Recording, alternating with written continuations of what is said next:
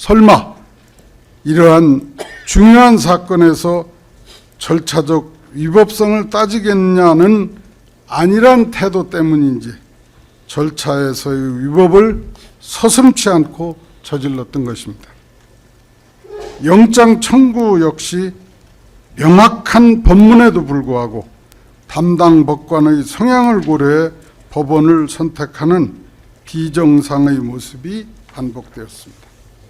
이로 인해 수색영장에서 형사소송법 제110조와 111조의 적용을 예외로 한다는 권력분립에 반하는 위헌적인 영장이 발부되기까지 했습니다.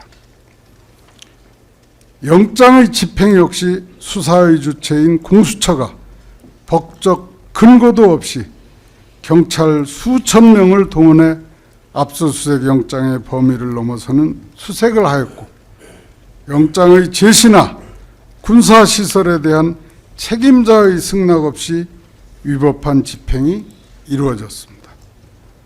대통령은 비상계엄을 선포하며 200~300명의 비무장 병력을 동원하였는데, 대통령을 체포하겠다는 수사기관들은 수천 명의 경찰을 동원하고 군사시설 책임자의 공문서를 위조하는 상황이었던 것입니다.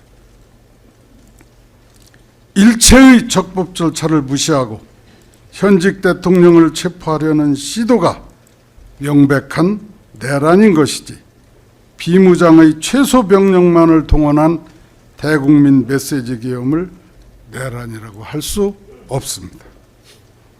내란 특검은 수사를 종료하며 12.3 비상계엄을 권력 독점 유지와 장기 집권을 위한 친위 쿠데타라고 규정했습니다.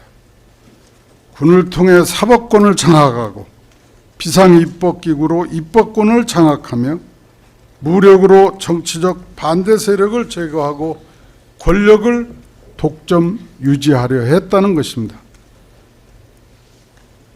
그러나 대통령을 파면한 헌법재판소조차 비상계엄 선포의 목적에 대해서 거대 야당의 독주에 대한 대통령으로서의 책임감이라고 판단하였는데, 특검은 대통령의 비상계엄 선포 목적에 대해 친위 쿠데타라는 소설을 쓰고 망상을 하고 있습니다.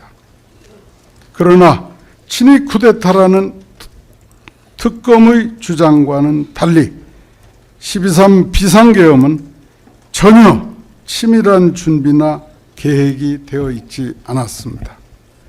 대통령이 국방부 장관과 둘이서만 의논하였을 뿐이고 친위 쿠데타를 할 수 있는 어떠한 준비도 한 일이 없습니다. 내란죄의 행위 주체인 조직화된 다수가 전혀 존재하지 않았습니다.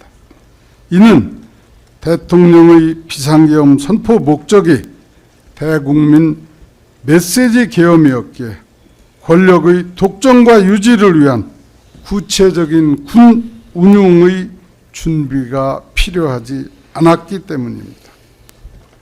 나아가 특검은 분단 국가의 현실에서 군의 통상적인 정찰 활동조차 북한의 도발을 유도한 것처럼 왜곡했습니다.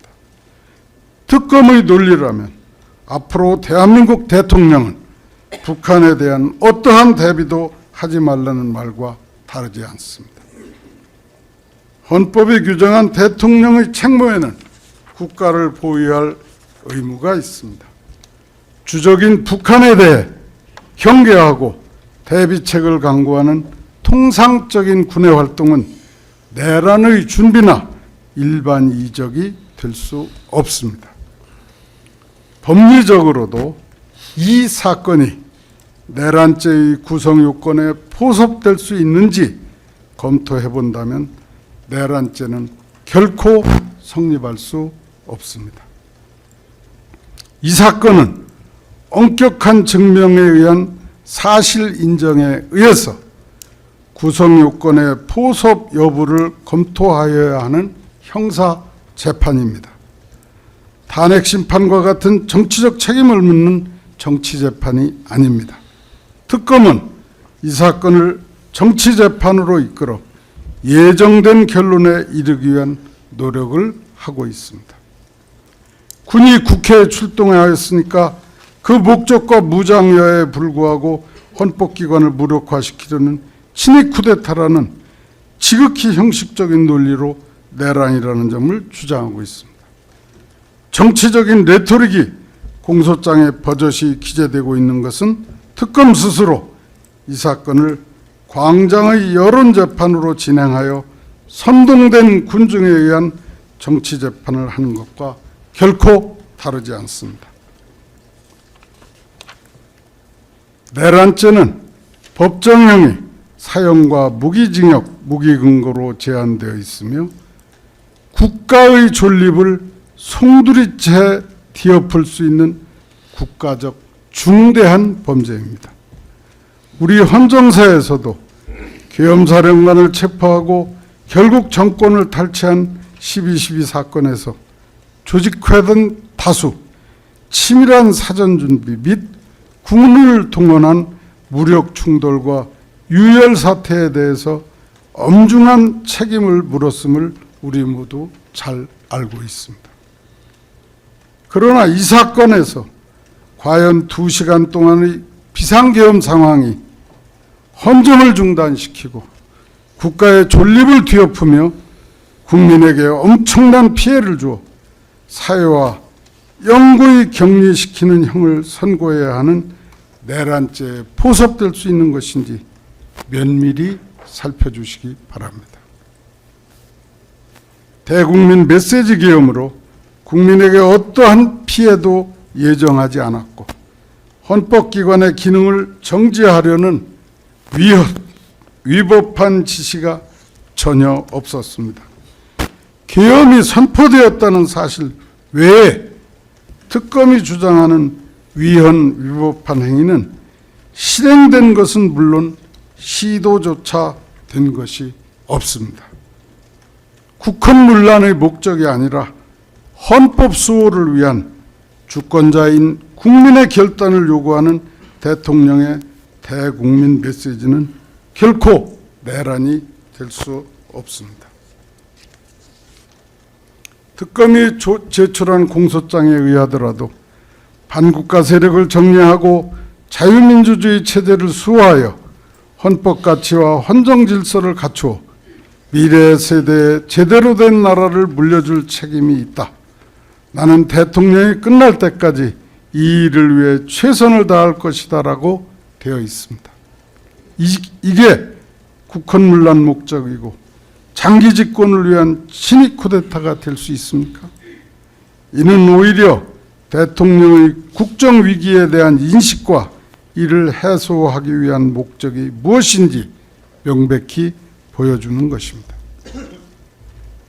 헌법재판소는 물론 특검조차 비상계엄 선포의 목적이 국정위기에 대한 대통령의 고뇌에 찬 결단이라는 것을 알고 있으면서도 내란몰이를 위해 무리한 주장을 하고